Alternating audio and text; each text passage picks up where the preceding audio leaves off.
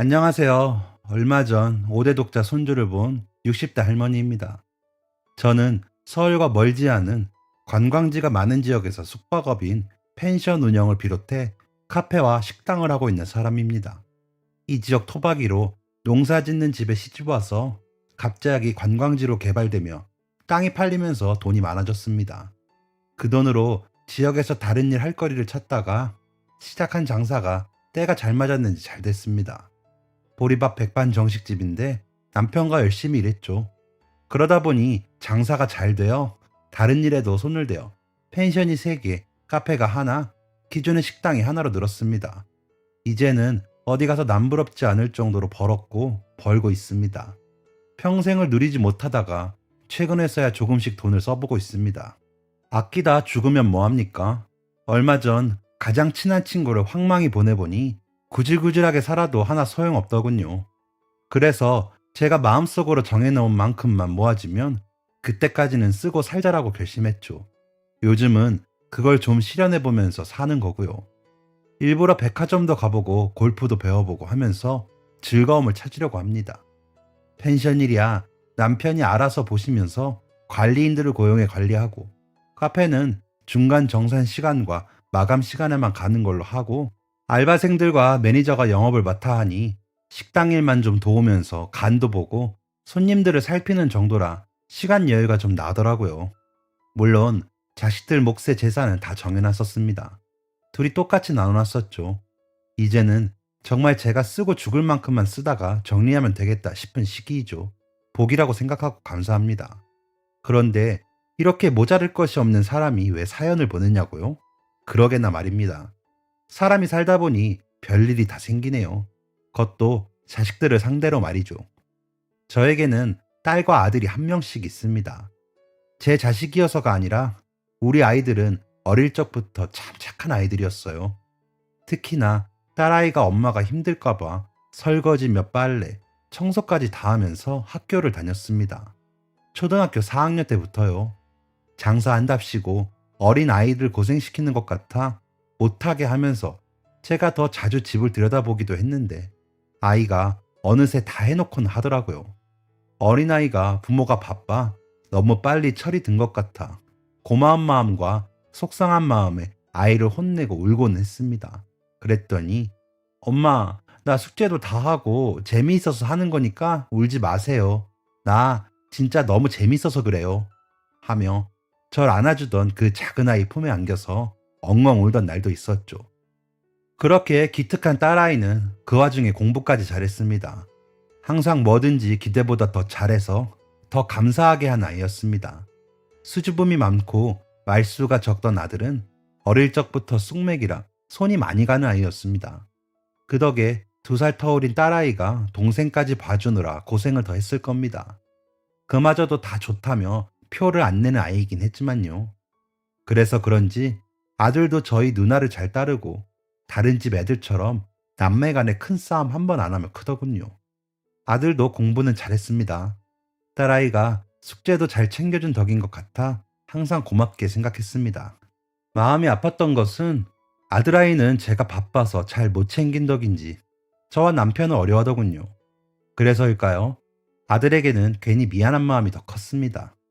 그래도 사춘기 겪으면서도 안 삐뚤어지고 잘 자라는 아이들을 보며 남편과 더 열심히 돈을 벌었습니다. 그래야 우리 네 식구 잘 사는 길이라고 생각했으니까요. 재산은 꾸준히 잘 늘어갔습니다. 그래서 아이들에게 더 고마웠죠. 그렇게 저희들끼리 잘 자라준 아이들은 대학에 가고 유학도 갔습니다. 저와 남편은 그저 돈을 열심히 보태주었죠. 어릴 적부터 그림에도 소질이 있던 딸아이는 디자인을 전공하더니 뉴욕의 디자인 스쿨에 다녀왔고, 아들은 호주로 교환학생으로 다녀왔습니다. 그렇게 20대에 공부하느라 열심히 살던 아이들은 이제는 버젓한 직장인이 되었고 또 회사 다니느라 바빠지더군요. 그러다 보니 집에 잘 오지도 못하고 전화 통화만 하는 날이 많았습니다. 그것도 딸아이가 더 챙기지. 아들은 가끔 한번 집에 와서는 얼굴을 비치곤 잠만 자더군요. 그래도 좋았습니다. 내 새끼들이 이제 사회에 나가서 돈도 벌고 제 한 몫을 하고 있으니 얼마나 다행입니까? 그 자체만으로도 감사했고 아이들이 물질적으로 힘들거나 기대고 싶을 때가 오면 언제라도 흔쾌히 도와줄 수가 있을 정도가 됐으니 한편으론 자부심도 있었습니다. 어느덧 아이들도 30대에 들어서게 되어 짝을 만나 결혼을 하게 되었습니다. 딸아이가 4년 전쯤 먼저 식을 올렸는데 그때 사위 될 자리가 마음에 들지 않아 반대를 엄청 했었습니다. 사실 유학까지 다녀온 우리 딸이기에 사위 자리에 욕심이 났던 것도 있었거든요. 뭐 재벌가 며느리까지는 못 되어도 있는 집 자식에 직장도 좀 번듯하길 바랬습니다. 하지만 아이가 데려온 신랑감은 어머니도 안 계신 홀아버지인 집에 직업도 딸아이 회사 근처에서 장사를 하는 사람이라는 얘기에 피가 거꾸로 섰더군요. 제가 반대를 하며 알아놓으니 엄마 진짜 좋은 사람이에요. 알고 보면 학교도 좋은 데 나왔어. 지금은 작은 장사하고 있지만 곧 백종원 아저씨처럼 될걸? 엄마, 나 엄마가 반대하는 결혼 하기 싫어요. 제발 허락해 주세요. 라며 제 손을 잡고 펑펑 울더군요. 한 번도 제가 반대하는 일을 나서서 해본 적이 없는 딸아이였기에 그 눈물을 보니 더 속이 문드러지더군요. 어이구 이 맹추야. 어릴 적부터 착하기만 하더니 결혼도 왜 그렇게 처지는 집을 택해.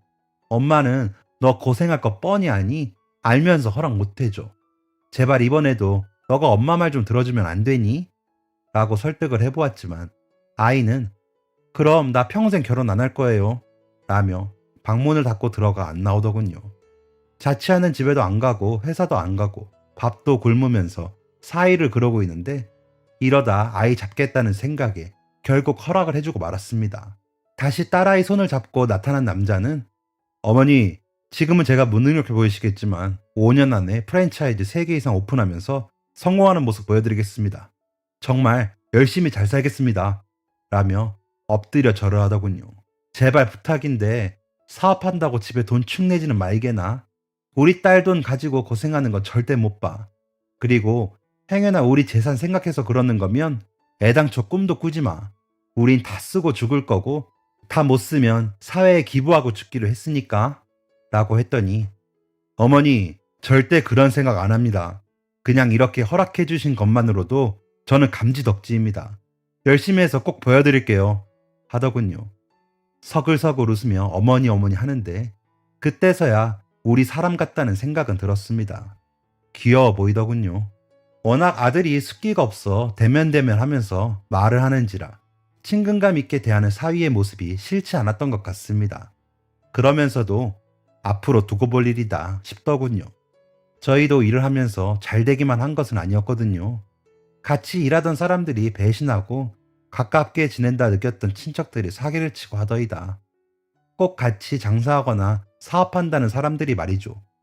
돈 좀 번다고 소문이 나니 별의 별일이 생겨 마음고생까지 많이 했습니다. 그러다 보니 장사하는 사위라 믿음이 안 가는 것도 사실이었습니다. 장사가 마음대로 되는 것도 아니고 말이죠. 그때 마음으로는 순진한 우리 딸이 타 지나가 있다가 외로워서 괜히 얽힌 게지 싶었거든요. 그래도 어찌되었든 결혼을 허락한 이상 내 사람이라고 생각하기로 했습니다. 사위는 결혼을 준비하면서부터 결혼해서 지금까지도 저에게 전화도 잘하고 찾아와 밥도 먹고 가고 하더군요. 저녁 장사 준비하는 브레이크 타임에 와서 말이죠. 꼭 오기 전 오전부터 전화가 옵니다. 어머니, 오늘 저랑 데이트 하실래요? 제가 맛있는 거 사드릴게요. 라든지 어머니, 오늘은 아침부터 어머니께서 전에 해주신 나물무침이 너무 먹고 싶더라고요. 한 그릇만 빼놓으셨다가 저 가면 주시면 안 돼요? 하면서 말이죠. 그러던 게 지금까지도 이어져 많게는 일주일에 한 번, 적게는 2주에 한 번이 되더군요.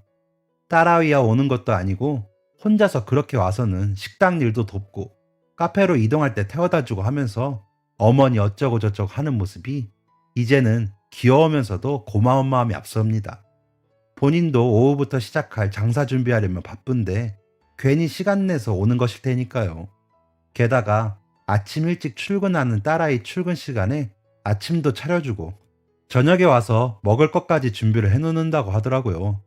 손녀 아이 어린이집에도 데려다주고 청소랑 빨래도 해놓는데 저랑 점심 같이 하는 날만 못한다고 너스레를 떨면서 이런저런 이야기하는 모습에 매번 배꼽을 뺍니다. 이제는 딸보다도 통화를 더 자주 하고 아들보다 더 많은 대화를 나누는 사이가 되었지요. 식당 이모들은 저보고 사위 복이 타고났다며 저희 사위 칭찬을 그렇게 합니다. 감사한 일이지요. 혹시나 제가 반대했던 거에 꿍해서 저희랑 멀게 지냈으면 어쩔 뻔했습니까? 그저 딸 아이와 잘 지내주는 것만으로도 감사할 일인데 저까지 챙기느라 바쁜 사위에게 고맙다고 하니 어머니, 저는 엄마가 일찍 돌아가셨잖아요. 학교 다닐 때 다른 애들은 다 엄마가 있는데 저만 없더라고요. 그런데 자식들이 엄마 고마운 줄 모르고 자기들 하고 싶은 대로 막 하는 거예요. 저는 계시기만 하면 학교에서 있었던 일도 다 얘기하고 밥도 매일 집에서만 먹을 건데요. 엄마 밥상이 얼마나 소중한 건지 모르더라고요. 그래서 그때 결심했어요. 새엄마가 생기거나 결혼해서 장모님이 생기면 진짜 매일 가서 엄마한테 못한 거 다 한다고요. 그런데 장모님이 이렇게 절 잘 받아주시니까 제가 감사하죠. 정말 건강하게 오래오래 사세요. 제가 진짜 호강시켜 드릴게요. 라며 붉게 물든 눈으로 이야기하더라고요. 그런 사위를 꼭 안아주었습니다. 어린 나이에 상처가 많았을 건데 제가 괜히 건드려서 많이 아팠겠구나 싶어 너무 미안했습니다. 그때부터는 사위가 오면 반찬 더 신경 써서 상을 차려듭니다. 그럼 헐레벌떡 앉아서 너무 맛있어요 어머니 라며 우걱우걱 잘 먹는 모습이 그렇게 보기 좋더라고요. 그런 저를 보며 남편은 배시시 웃으며 보다가 저렇게 좋아할 거면서 반대는 왜 했대? 라며 가끔 제 속을 긁지만 그런 사위를 예뻐라 하는 마음은 같은지 일부러 쉬는 날 불러 같이 낚시를 가시기도 하더라고요. 그럼 또 손살같이 와서는 아버님, 오늘은 제가 먼저 잡을 겁니다. 하며 까불기도 하는 모습에 기분이 다 좋아질 지경입니다. 하고 있는 사업은 잘 되는 정도인가 싶더니 무슨 사업부를 만들어 브랜드화 하려고 한다 하는데 좀 더 기다려봐야 할 것 같더군요. 그러면서 그거 성공하면 저희 보리밥집도 체인점 만들어서 어머님, 아버님 덜 힘들게 해준다고 하더군요. 저는 지금 이대로도 감지덕지니 괜찮다고 했습니다만 기분은 좋더군요. 이러다 재벌되나 싶어서요. 딸아이가 결혼하고 3년 정도 있다가 그러니까 1년 전쯤 아들이 결혼을 했습니다. 며느리가 될 아이는 아들이 학교 다닐 때부터 만나 교환학생 시절도 군대 시절도 모두 기다려준 아이라 오래 알고 지내기도 했죠.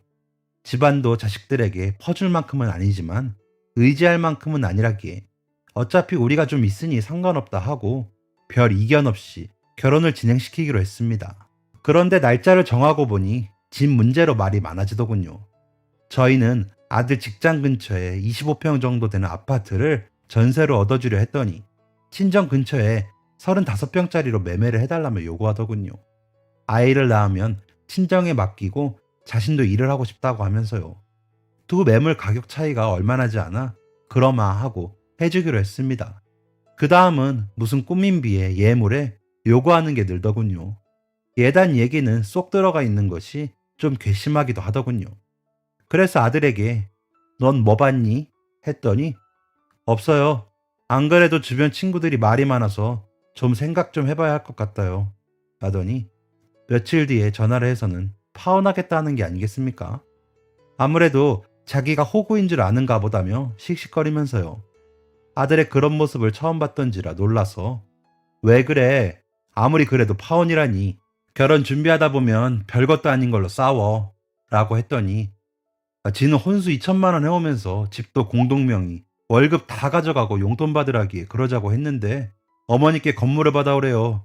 차라리 건물 하나 사서 지네 엄마랑 언니랑 다 한 건물에서 살고 싶다고. 그래서 우리 집이 뭐 재벌인 줄 아냐고 했더니 대출 받아서라도 해주시지 않을까? 4대 독자라며 하길래 헤어지자 했어요. 어머니 그런 애랑은 결혼 못해요. 라며 말하면서 우는 목소리로 괴로워하더군요. 젊은 아이들이니 이런저런 일로 헤어질 수는 있지만 내심 괘씸하기도 했습니다.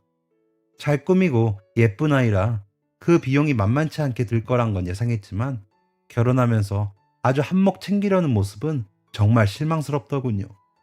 그래서 그럼 있기로 했으니 얼른 이겨내 봐라. 어쩌겠니? 서로 인연이 아니지. 라고 하면서도 괜히 아이가 기죽을까 신경이 쓰였습니다. 다음날 그 아이가 찾아왔더군요. 그러더니 무릎을 꿇고는 울면서 잘못했어요. 제가 부족하진 않았지만 넉넉치 않은 부모님 밑에서 자라다가 여유 있는 집으로 시집 간다니 괜히 욕심이 났나 봐요. 괜히 생전 안 그러다가 욕심을 냈는데 다 들어주시니까 조금만 더 해달라고 했나 봐요. 어머니 용서해 주시고 성우한테 이야기 좀 잘해주시면 안 될까요? 라며 절 붙들고 사정을 하더군요.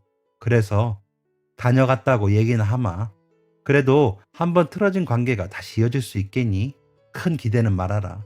성호가 많이 속상했나 보더라. 결혼이 사랑으로 맺어지는 건 줄 알던 앤데 장사하듯 하려는 걸 보고 놀라기도 했을 거고 라며 돌려보냈습니다. 그 아이가 돌아간 후 아들에게 전화했죠. 상황을 얘기하고 그래도 얼마나 간절했으면 무릎까지 꿇겠니? 다시 잘 대화를 나눠봐. 그래서 다시 이어질 것 같으면 그러고 그때도 아니다 싶으면 그냥 완전히 정리해라 라며 달랬습니다.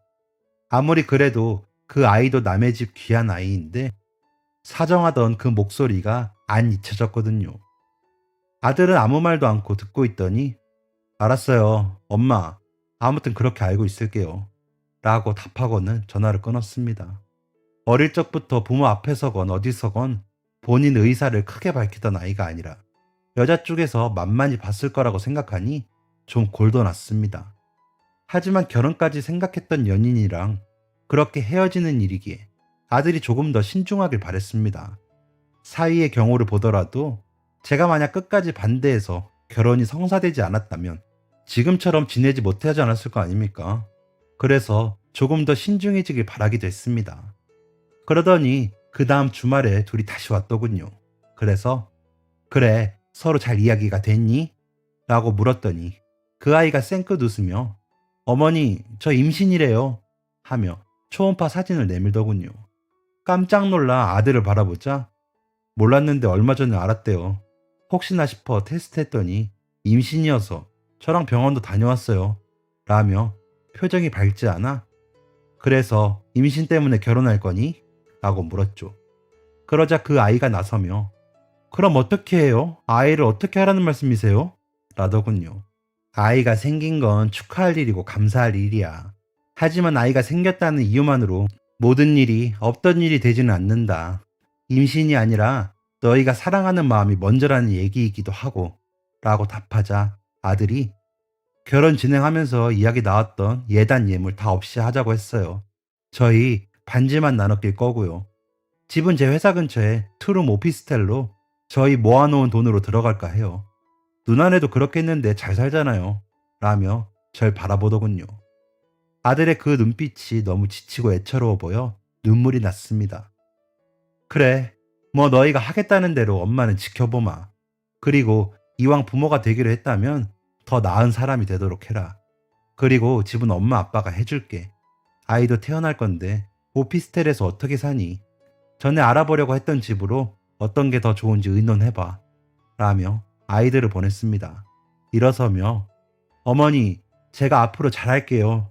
라며 배시시 웃는 그 아이와는 달리 무거운 얼굴의 아들이 마음에 걸리긴 했지만 원래 하려던 식보다 한 달을 당겨 식을 올렸습니다. 배부르기 전에 해야 하니까요. 상견례를 하러 만난 자리에서 그 아이 친정 어머니와 아버지는 아들의 눈치를 보며 저희 아이가 괜히 결혼 전에 튕기다가 아주 튕겨나갈 뻔했습니다. 라며 이야기하고는 어려워하더군요. 그래서 끌려다니진 않겠다 싶어 마음이 놓였습니다. 아들의 집은 처음 이야기한 대로 아들 회사 근처에 25평 아파트 전세로 들어간다 하더군요. 하지만 저희 도움 없이 대출받아 들어가겠다고 하더라고요. 공동명의 하기로 했다면서요. 혼수도 반반하며 오히려 아들은 돈이 좀 남았다면서 저에게 통장을 내밀기에 가지고 있다가 혹시나 생길지 모르는 일에 대비하라고 했습니다. 그런데 괜히 마음이 편치 않더군요. 임신하고 올린 시기라 부족한 게 있을까 싶어 며느리에게 임신 8개월쯤 됐을 때 2천만 원이 든 통장을 주며 필요한 거 있으면 사는데 보태라. 나 결혼할 때야 너무 오래전이라 살림 채우는 거 요즘식은 모르고 너희 시누이도 자기가 모은 걸로 알아서 해서 나는 잘 모르겠다. 그냥 야금야금 돈이 들어갈 거야. 보탰어.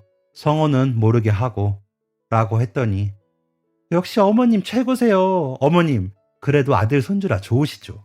제가 아기한테 필요한 거 사는데 쓸게요. 라며 좋아하더군요. 그래서 그것만으로 됐다 했습니다. 며느리는 입덧이 어떻고 하더니 다니던 회사를 그만두더군요. 아이를 낳고는 한 달에 한 번 정도는 저희를 보러 와주었습니다. 아들이 일주일에 한두 번씩 톡으로 사진을 보내주고요. 남편은 아들 손주라 그런지 더 정이 간다며 좋아라 했습니다. 그도 그럴 것이 저희 남편이 3대 독자거든요. 손주는 5대가 되는 거죠.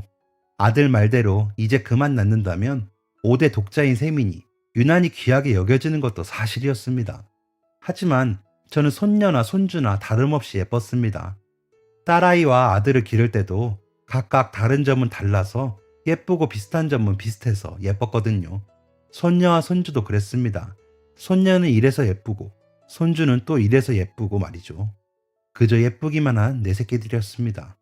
그러던 어느 날 남편이 며느리에게 몰래 용돈을 주는 것을 보았습니다. 워낙 과묵하고 표현을 않는 사람이라 놀랍더군요. 그래서 아이들이 돌아간 후에 며느리만 줬어요? 라고 물으니 우리 손주 잘 봐달라고 뇌물 준 거예요 하더군요. 그래서 사위는 줬어요? 라고 물으니 사위는 당신이 챙겨주는 거 아니었어요? 하며 나가버리더군요. 저는 잘해줄 생각만 했지 물질적인 건 생각도 못했는데 괜히 미안해지더군요. 그래서 그 다음 딸아이 생일이라고 모였을 때 약간 도톰이 봉투를 만들어 다른 사람 몰래 사위에게 내밀었습니다. 그러자 사위는 질색팔색을 하며 어머니 이러시면 저 이제 안 와요. 아니 못 와요. 제가 드려도 시원찮은데 어머니께서 주시면 어떻게 해요? 라며 거절을 하더군요. 그동안 내가 부려먹은 값이야. 이제 사업부 하면서 회사 커지면 좋은 옷도 있어야 하잖아. 옷 사 입으라고. 얼른 넣어. 나 무안해. 엄마가 용돈 주는 거야. 라고 말하자 눈시울이 뻘개져서는 그럼 어머니가 옷 사주시는 걸로 알고 받을게요. 감사합니다. 하며 제 손을 꼭 잡더군요. 그런 사위가 또 안쓰럽고 예뻐서 어깨를 쓰다듬어 주었습니다. 그때 어머니, 아주버님만 주시는 거예요? 저는요? 라며 며느리가 다가오며 아는 체를 하는 겁니다. 너는 저번에 줬잖니. 그리고 너 아버님께 계속 용돈 받아갔다며. 나는 이번에 사위한테 처음 줬다. 곧 큰일 앞두고 있어서 옷이라도 사라고 줬어. 라며 좋게 웃으며 며느리를 달랬습니다. 어머니, 그래도 저 서운해요. 우리 준이 태어나곤 한 번도 따로 뭐 챙겨주신 적 없잖아요. 아영이는 준이보다 먼저 태어났으니까 뭐 받은 것도 훨씬 많을 텐데. 그리고 준이는 이 집 5대 독자인데 너무 소홀하신 거 아니에요? 라며 뾰루통 하더군요. 그래서 으이그 그 욕심 또 튀어나오나 보다 싶어 그래 그래서 넌 뭐가 하고 싶은데? 라고 물으니 저희 차 좀 넓혀서 가고 싶어요. 아이 안전도 있고요 어머니. 그러면서 방실방실 웃으며 차 사진을 보여주는데 아주 고급 세단이더군요. 그것도 독일에서 오는 놈으로요. 그래서 그래 차 좀 더 큰 거 뽑는 건 좋은데 이건 너희가 타긴 너무 크지 않니? 게다가 성호는 차 없이 회사 다니는데 이런 거 말고 좀 더 작은 걸로 알아봐라. 그리고 너희 차를 나한테 뽑아달라고 하니? 라고 답했죠. 옆에 있던 사위도 처남댁 농담도 잘하시네요. 처남이 아직 이런 차 타기엔 좀 부담되죠. 장난감 차 말하시는 거예요? 라며 대묻더군요. 어머니 이 정도는 해주실 수 있잖아요. 어릴 때부터 제 드림카거든요. 되게 있어 보이죠? 신랑은 이런 거 잘 모르고 관심도 없어요. 있는 집 자식이 왜 저러나 몰라요? 하더군요. 황당하기도 하고 우리 재산에 관심이 많아 보이는 며느리 말에 생각이 많아지더군요. 제 표정이 좋지 않았는지 사위가 아휴 괜히 저 때문에 우리 어머니 곤란해지셨네요. 어머니 옷은 제가 사 입을게요. 마음만 감사히 받겠습니다. 하며 돈 봉투를 내밀기에 이거 안 가져가면 나 이제 자네 밥 먹으러 와도 그냥 보낼 거야. 라고 엄포를 놓으며 다시 돈 봉투를 넣게 했습니다. 머쓱해하는 사위를 얼른 들여보냈죠. 며느리에게는 별다른 이야기 없이 자리로 빠져나왔습니다. 무슨 말을 해야 할지 모르겠더군요.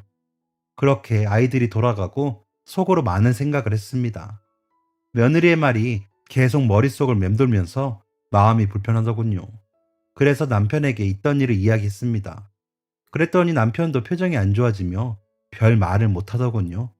아무리 모자라도 내 사람이 된 이상 뒷말하지 말자는 게 저희 부부의 철학이라면 철학인데, 이런 상황에 닥치니 남편도 어떻게 대처해야 할지 모르겠던 겁니다. 조금 더 생각해 보기로 하고 각자 궁리에 들어갔습니다. 며칠을 궁리한 끝에 남편에게 이렇게 하는 게 어떻냐며 이야기했더니 좋다고 하더군요. 그래서 실천에 옮기느라 2달 동안 좀 바빴습니다. 그리고 모두 해결이 된 후 아이들에게 이번 주 토요일 점심 먹자 라고 문자를 보내놨습니다. 저희 부부가 먼저 부르는 경우는 잘 없는 일이기에 다들 시간 맞춰 왔더군요. 아이들이 도착하기에 밖으로 데리고 나가 차를 보여줬습니다. 이 차 맞지? 이제 서운하다고 하면 안 된다 라고 하며 며느리에게 이야기를 했습니다. 차 키를 넘겨받는 자기 아내를 보는 아들의 표정이 심하게 일그러지더군요. 어머니, 이게 무슨 상황이에요? 우리가 이런 차를 어떻게 타요? 어머니, 아버지 타세요. 라고 하는 아들을 며느리가 밀어내며, 어머니, 너무 감사해요. 서운하긴요. 너무 감사하죠. 우리 5대 독자님 태우고 안전하게 다니겠습니다. 진짜 열심히 타고 다닐게요. 감사합니다. 하더군요. 아들은 그런 며느리를 이끌고 어디론가 가기에, 엄마 할 이야기 더 남았는데 다 듣고 가면 안 돼? 라며 불러 세웠습니다. 그런 저를 이상하게 보던 아들은 이내 따라 들어오더군요. 딸아이도 놀랐던지, 엄마, 너무 무리하신 거 아니에요? 성원애가 저런 차가 무슨 필요가 있어요? 라며 나직히 묻더군요. 그래서 기다려봐 라며 다들 거실에 둘러앉게 했습니다. 며느리도 받았으니 이번엔 사위도 받아야지. 내가 우리 딸 어릴 적부터 고생시킨 엄마라 미안하면서도 자기들끼리 살림 시작해본다고 해서 여태 지켜만 봤어. 그런데 우리 사위가 일도 열심히 하고 우리 적적하지 말라고 와서 말동무도 해주고 아버지 낚시 친구도 해주고 했는데 내가 마음 표현을 너무 마음으로만 했더라고. 저번에 우리 며느리가 서운하다고 이야기하는데 아차 싶더라. 아무리 부모 자식 간이라도 오고 가는 게 있어야 하는데 우리 사회한테는 너무 받기만 했지 뭐야. 그간 며느리한테는 용돈이라는 명목하에 돈을 줬거든. 그래서 이번에 따져보니까 우리 사위한테는 이 정도는 해야 되겠더라고 하며 서류를 내밀었습니다. 그러면서 이거 별거는 아니고 자네 사는 동네에 작은 4층짜리 주택이야. 1층은 점포자리 있고 2층은 원룸 4호실 있고 3층은 투룸이 2호실, 4층은 40평 방 4개짜리야. 4층에 들어가 사돈어른 모시고 살아. 그리고 월세 받고 하면서 우리 아영이 교육비는 나올 거야. 이제서야 우리 딸하고 사위한테 엄마 노릇 좀 하는 것 같아서 마음이 좋네. 아버지께서도 다 동의하신 거야. 명의는 자네 명의로 했으니까 여기 인감 찍고 마무리만 하면 돼. 라며 사위 손을 잡았습니다. 사실 딸내는 18평 아파트에 반전세 살고 있거든요. 홀로 계신 시아버님도 작은 원룸 전세에서 지내는 걸로 알고 있습니다. 막연히 언젠가는 집이라도 해줘야지 싶었는데 이번 일이 계기가 되어 미리 당겨서 해주게 된 겁니다. 사위는 말을 못 잇고 있고 딸아이는 서류를 살펴보더니 울더군요. 엄마, 이걸 우리가 어떻게 받아요? 나중에 우리가 더 좀 해보고요. 라기에, 얘, 너 준 거 아니고 너희 신랑 준 거야, 우리 큰아들. 4년을 그렇게 성실히 일하면서도 나한테 얼마나 아들 노릇 했는 줄 아니? 너희 다 필요 없더라. 우리 사이가 최고지. 그리고 이제 대표님 되시는데 집이라도 번듯하게 있어야지.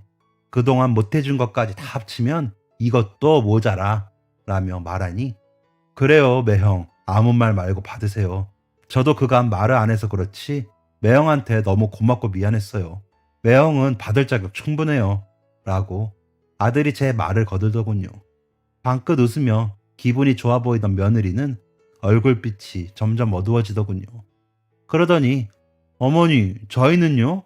솔직히 형님네는 이제 사업도 잘 되신다면서요. 저희는 회사원인데 언제 집사라고 형님네만 해주세요. 저희도 해주실 거죠? 라는 겁니다. 아니다. 이제 더 이상 너희에게 해주는 건 없어. 진짜야. 근처 대학이랑 여러 기부단체에 기부할 거야. 물론 우리 손녀, 손주들 거는 좀 해놓지. 근데 너희 몫은 오늘 이게 끝이야. 라며 남편이 엄포를 놓더군요. 그러자 아들의 얼굴이 울그락불그락해지며 야, 너가 매달 쓰는 돈만 줄여도 우리 사는 집 지금 매매할 수 있어. 이유식도 사 먹이고 쇼핑하고 마사지 다니는 거 다 줄일 생각이나 해. 도대체 엄마가 호텔 스파는 왜 그렇게 다니니? 그것도 평범한 회사원 남편인데. 장모님은 아주 단골이더라. 카드값 너무 나와서 내가 전화해서 확인 다 했어. 너가 내 아침을 챙기냐, 저녁을 챙기냐?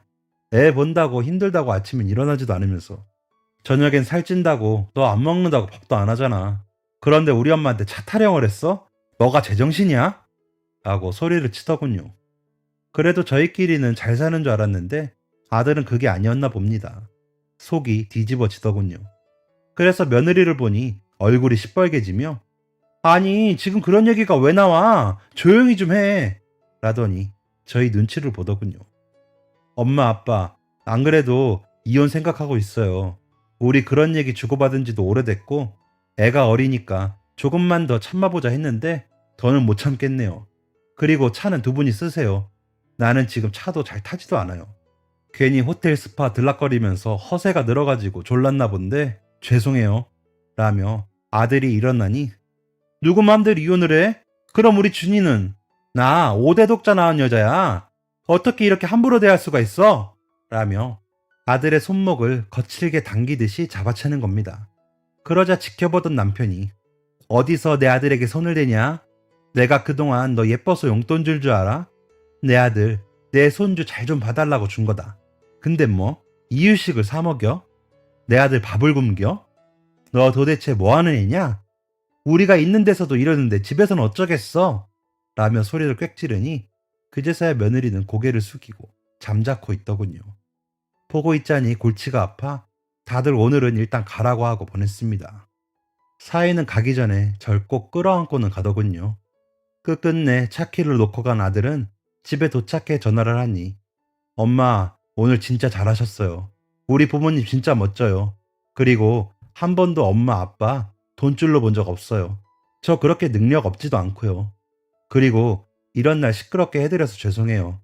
라며 말을 잊지 못하고 우는데 제 속이 타들어갔습니다.